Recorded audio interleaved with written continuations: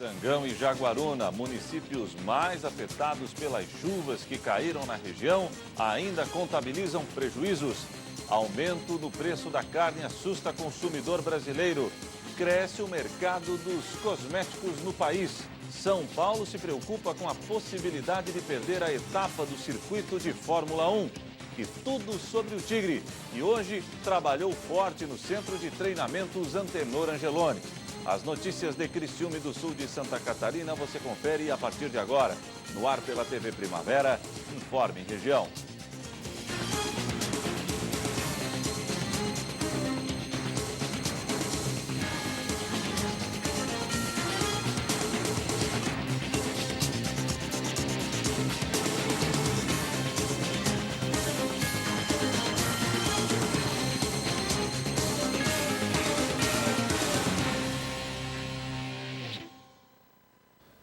Hoje, quarta-feira, 29 de maio de 2019. Para você que sintoniza a tela da TV Primavera, uma boa noite. Os municípios de Sangão e Jaguaruna foram os mais atingidos pelas chuvas que caíram na região nos últimos dias. A situação nas duas cidades é extremamente preocupante. Vem cá, dona Rola. Eu estou filmando.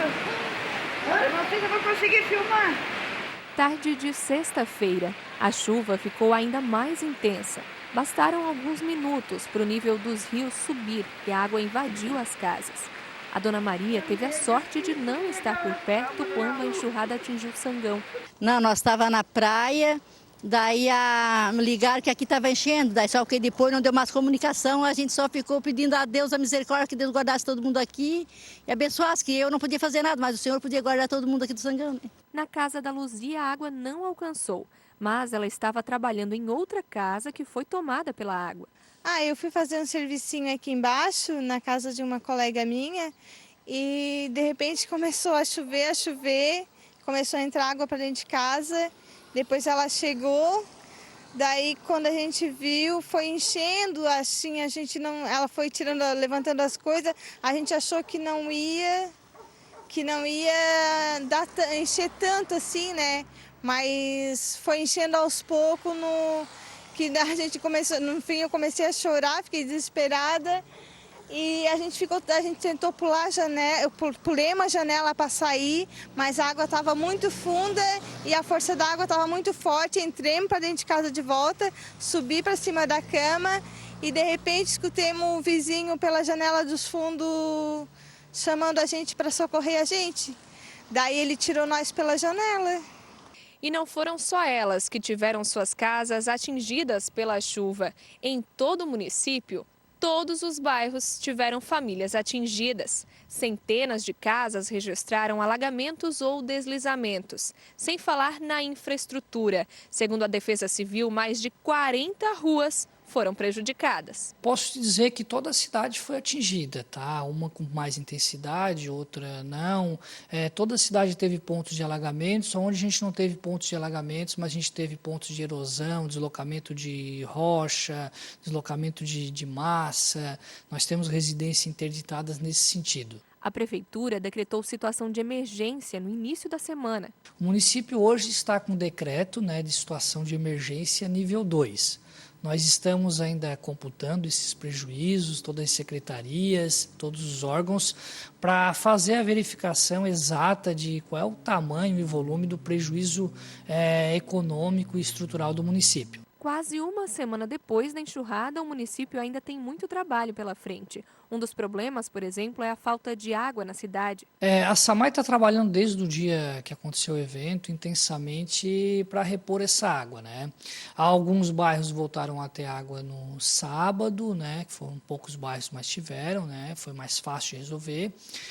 Ontem a gente já conseguiu colocar um pouco de água aqui no centro da cidade e hoje está trabalhando para colocar água nos últimos dois bairros aí que está afetado, aí, que está sem água ainda. Em toda a região, várias pontes foram atingidas pela chuva da última sexta-feira. Aqui na BR-101, a cabeceira dessa ponte que passa sobre o Rio Sangão cedeu.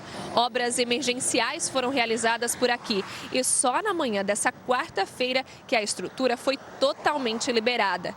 Mas não foi só aqui que os prejuízos foram registrados.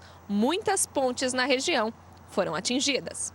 Em Sangão, a força da água destruiu totalmente algumas pontes e deixou outras intransitáveis. Tivemos 7 pontes, danificadas ou destruídas no município.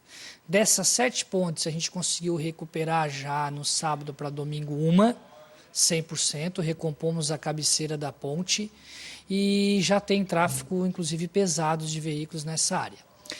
Nós temos uma ponte que a gente fez uma recuperação parcial, onde só pode passar veículos leves, ou seja, só automóvel ou caminhonete, mais nada além disso. E nós temos 4 pontes que, infelizmente, essas pontes ou elas foram destruídas ou tiveram estrutura colapsada. Essas pontes, está proibido o tráfego de veículo até que a gente possa buscar uma solução. Também na região, em Jaguaruna, não dá para chegar na cidade pelo acesso principal. Por aqui, a água do rio subiu além do nível da via e a correnteza levou junto parte da ponte. Além disso, muitas ruas foram prejudicadas. E a chuva também trouxe problemas para os bombeiros. O prédio da corporação foi interditado depois que uma cratera com mais de 5 metros de profundidade surgiu no terreno. A sede nova, ainda em obras, está sendo utilizada de forma provisória pela corporação. Em Jaguaruna, a prefeitura decretou situação de calamidade pública. E na região sul do estado, os municípios de Laguna, Pescaria Brava, 13 de Maio e Maruí também decretaram situação de emergência. Mas a preocupação agora é com mais chuva que pode vir por aí. As coordenadorias de defesa civil da região se reuniram para discutir as ações. Essa reunião foi basicamente para ver quais ações que os municípios estavam tomando para mitigar essa possível chuva que possa vir a acontecer amanhã e não agravar aquilo que já está agravado.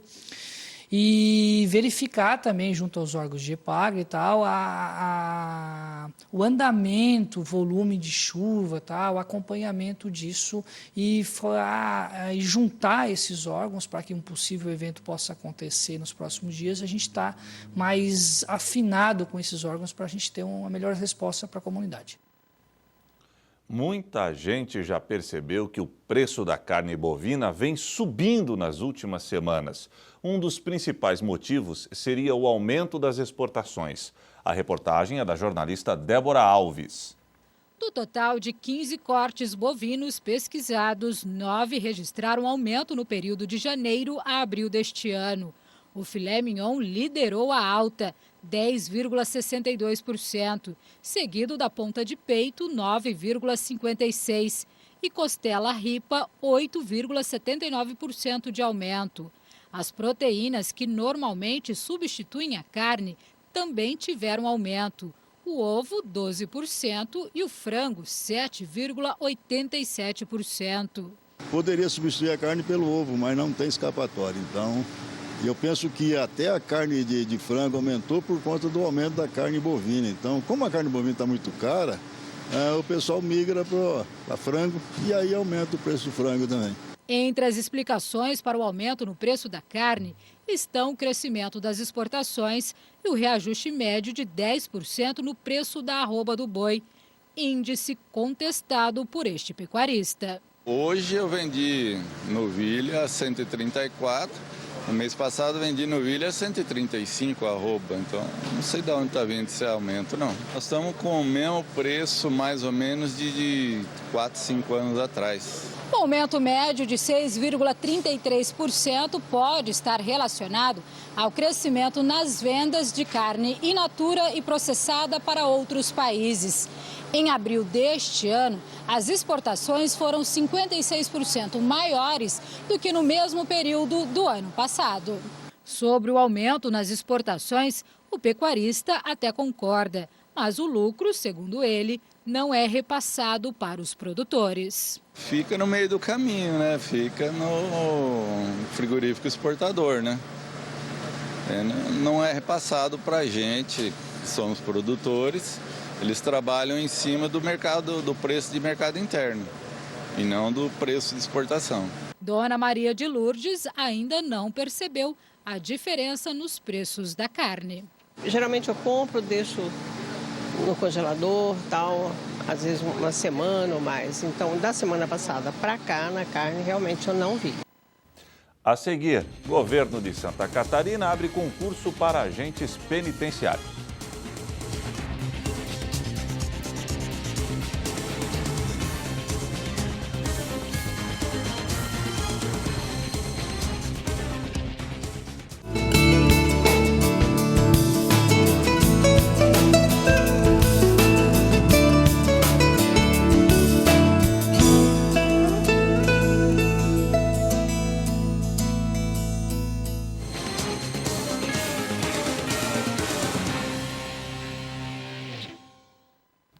O Brasil é o quarto maior consumidor de cosméticos do mundo, de todo o planeta.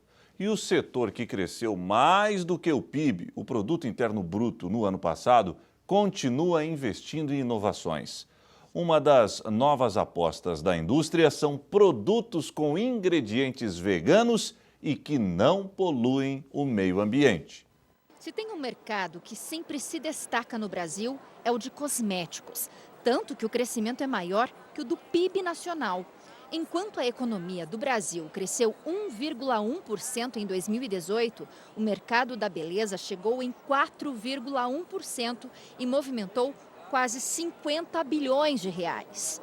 É um número que foi um estudo da ABIPEC, que é a Associação Brasileira de Higiene, Beleza e Produtos de Cosméticos. Então a gente tem seguido essa provisão que eles nos relataram. Para se ter uma ideia, uma das maiores empresas de desenvolvimento e produção de fragrâncias do país teve uma expansão de 56% no último ano. Porque o consumidor, quando ele está passando uma dificuldade, às vezes ele não consegue comprar um carro novo, ele não consegue substituir a geladeira que precisa, mas pelo menos um cosmético para se sentir bem, ele adquire.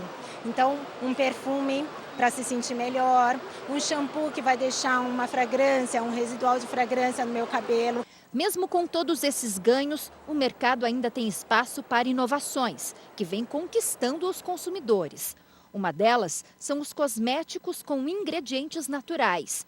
Houve um aumento de 30% na venda por esse tipo de produto.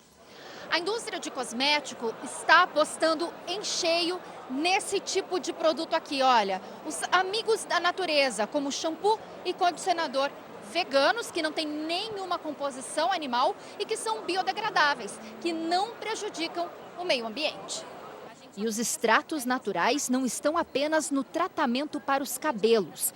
Essa é uma máscara facial magnética, que além de ser retirada com ímã, também tem conceito vegano. Logo após 15 minutos, quando a máscara fizer todo o efeito, todos os ativos de interesse vão ficar. Então, o efeito de hidratação, antioxidantes, eles ficam na pele, que é o grande diferencial para o consumidor, porque normalmente essas máscaras precisam ser removidas com água. Nesse caso, a gente tem aqui um segredinho muito interessante, que é feito com um ímã. Depois de 15 minutos, essa máscara ela é removida de maneira muito simples através desse ímã magnético. Nem encosta na pele, né? Nem encosta na pele. E todo o efeito, todos os benefícios da máscara, ela fica de fato aqui, então, na pele do consumidor. A indústria de cosméticos precisa se adequar às novas normas estabelecidas pela Agência Nacional de Vigilância Sanitária, que proíbe que, a partir de setembro deste ano, sejam vendidos no Brasil cosméticos e produtos de higiene pessoal que sejam testados em animais. Essa pele é desenvolvida em laboratório e é uma alternativa. Este cultivo demora de 7 a 14 dias e nós obtivemos então uma pele humana reconstruída, onde novos cosméticos serão aplicados nessa pele. E aí você vai saber se ele causa morte das células, se ele irrita essas células, se causa corrosão. Então esse é o objetivo da pele humana reconstruída. O Brasil é o quarto maior consumidor mundial de cosméticos no mundo. Perde apenas para Estados Unidos, China e Japão. Mas é extremamente competitivo e segue investindo em inovação para continuar crescendo e movimentando a economia do país. A gente tem alguns biodiversidades na matéria-prima que você só encontra no Brasil e não em outros países. Então isso faz com que nós também se tornamos mais competitivos, porque a gente tem uma bandeira aí de matéria-prima bem interessante. Vamos falar de segurança pública agora. O governo de Santa Catarina está abrindo concurso para agentes penitenciários. Confira na reportagem. O governador Carlos Moisés anunciou na última semana a realização de um concurso público com a criação de 600 vagas para agentes penitenciários em Santa Catarina. A publicação do edital está prevista para os próximos dias. A contratação dos agentes, conforme o governador, permitirá a abertura de unidades já construídas e a ampliação de equipes de plantão, reforçando o sistema prisional no estado. Anunciamos a criação de mais 600 vagas de agentes para o sistema prisional catarinense. a fim de suprir essa demanda que nós temos para ativação de alas e também de novas unidades prisionais e até mesmo futuras construções de unidades. Esses agentes, então, eles vêm para atender a demanda que é reprimida, que nós precisamos complementar com os efetivos do pessoal do Poder Executivo junto ao sistema prisional, para que a gente possa atuar nessas unidades de forma adequada, com segurança do agente e também um tratamento adequado aos internos do sistema prisional. A medida foi divulgada após uma audiência com representantes do Grupo de Monitoramento e Fiscalização do Sistema Prisional do Tribunal de Justiça e está alinhada com o Plano de Segurança Pública do Estado. São muito positiva porque o governo tem conseguido reverter os índices de criminalidade, mas isso implica em mais pessoas encarceradas. Esse chamamento é totalmente oportuno para permitir a abertura de vagas e a colocação dessas pessoas dentro do sistema. Então, é fundamental a decisão, fundamental esse trabalho integrado e eu estou aqui para cumprimentar o governo pela decisão. De acordo com o secretário de Justiça e Cidadania, a realização do concurso público é um anseio bastante antigo da pasta. E vai proporcionar a abertura de novas vagas, de vagas já existentes e otimizar outras vagas no sistema prisional, dando maior segurança à sociedade catarinense. A seguir, Tigre trabalha forte no Centro de Treinamentos Antenor Angeloni. Sábado, Carvoeiro encara o Botafogo de Ribeirão Preto.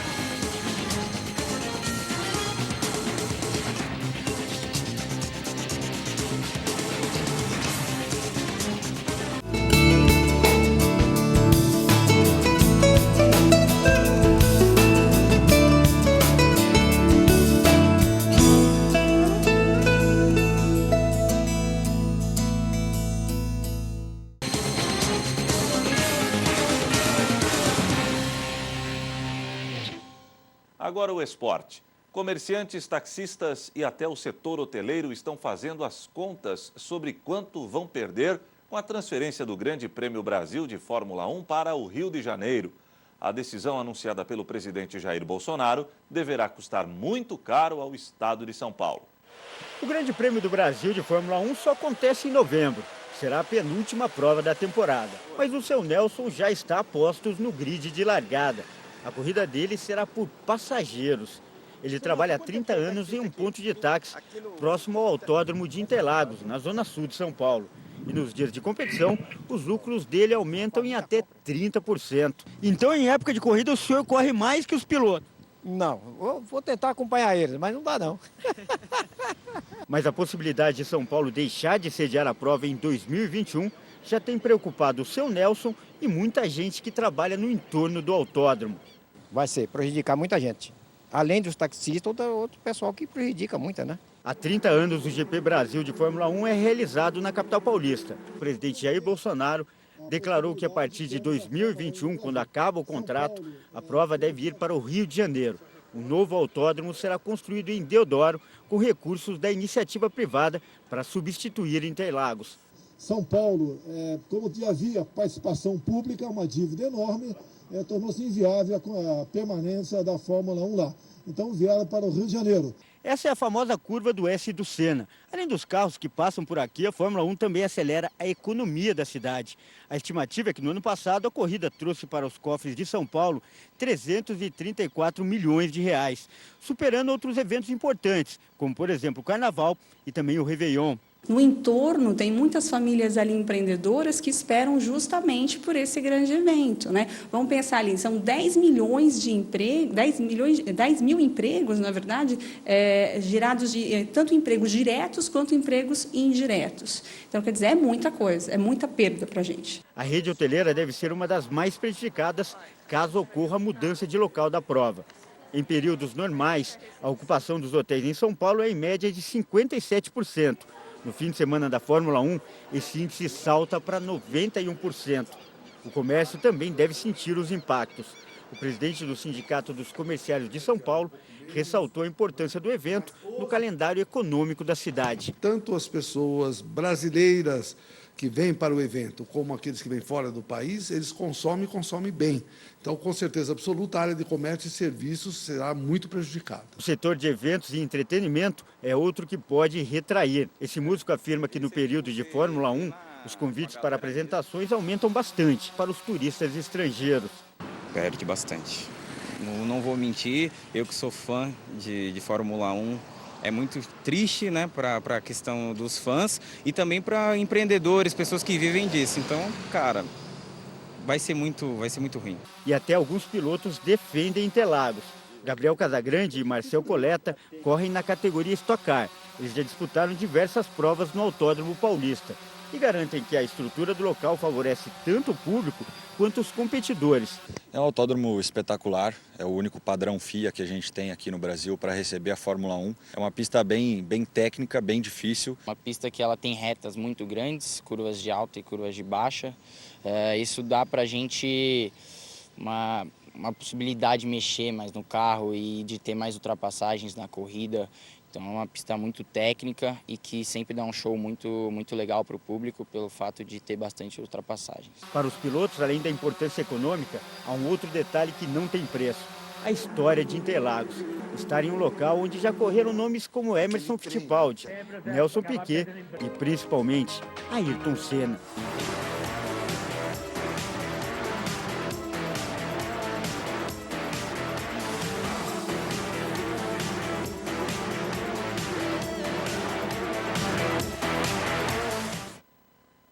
O Tigre continua trabalhando forte no centro de treinamentos Antenor Angeloni. Com os resultados dos jogos que abriram a sexta rodada, o Carvoeiro voltou para a zona do rebaixamento e precisará vencer o Botafogo de Ribeirão Preto no sábado para voltar a subir na tabela de classificação.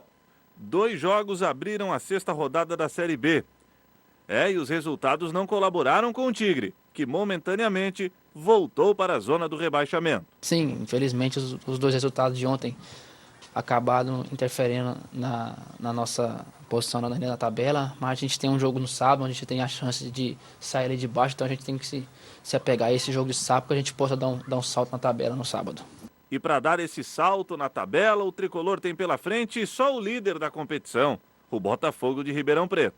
O Botafogo é um adversário tradicional do futebol brasileiro. Eu tive a oportunidade de enfrentá-los agora no Campeonato Paulista, mas é uma equipe que se reformulou, trocou acho que 70% da equipe que vinha jogando no primeiro semestre, então a gente tem que tomar todos os cuidados, ter um treinador que conhece bem a nossa equipe, a competição, então a gente tem que ir para lá precavido, porque sabem que vamos enfrentar um grande adversário que vive um bom momento. Mas se por um lado tem a dificuldade de encarar o Botafogo longe do Heriberto Wilson e de figurar na zona do rebaixamento, o Carvoeiro tenta buscar inspiração na última rodada. A vitória sobre o Guarani ainda é lembrada no Criciúma. Com certeza, né? Acho que toda equipe trabalha sempre para vencer. A gente vinha nesse ciclo negativo de não conseguir a primeira vitória. Então, graças a Deus, diante do Guarani, essa vitória nos deu um alívio, nos deu uma convicção do nosso trabalho estar no caminho certo. Então, a gente está agora, tivemos um tempo para trabalhar, agora esperamos dar sequência nesse resultado positivo diante do Botafogo. Adilson Goiano tenta tirar a pressão do Tricolor. Tudo para o Tigre chegar leve em São Paulo. O favoritismo é jogado todo no adversário. É o líder do campeonato, a gente está embaixo, mas dentro de campo a gente vai ter que procurar se impor dentro de campo lá para a gente conseguir somar 3 pontos lá. Mas a princípio, pela posição na tabela, a gente crê que eles vivem um bom momento também, mas a gente também vem de uma vitória, então esperamos um jogo que seja um jogo nivelado, onde o Criciúma possa ter a melhor sorte. E para ter uma melhor sorte é preciso manter o padrão de jogo. As oscilações dentro da Série B vêm sendo uma constante preocupação do time catarinense. É o que a gente está procurando, sabe? É a gente se estabilizar na competição. Então, infelizmente, a gente oscilou um pouco nesse começo de campeonato. Acho que natural de uma equipe que vem se conhecendo, que está em formação ainda, mas o nosso principal objetivo é a gente ganhar esse corpo, como a gente diz no campeonato, sabe? A gente parar de oscilar, a gente ter um padrão de jogo para que a gente possa manter uma sequência durante o campeonato. Então, acho que agora, depois dessa primeira vitória diante do Guarani, com esse tempo de trabalho, a gente espera diante do Botafogo, a gente manter essa sequência de bons resultados e de boas atuações, para que a gente possa manter essa performance durante todo o campeonato. E o Informe Região desta quarta-feira fica por aqui. Voltaremos amanhã, se Deus assim permitir. Boa noite.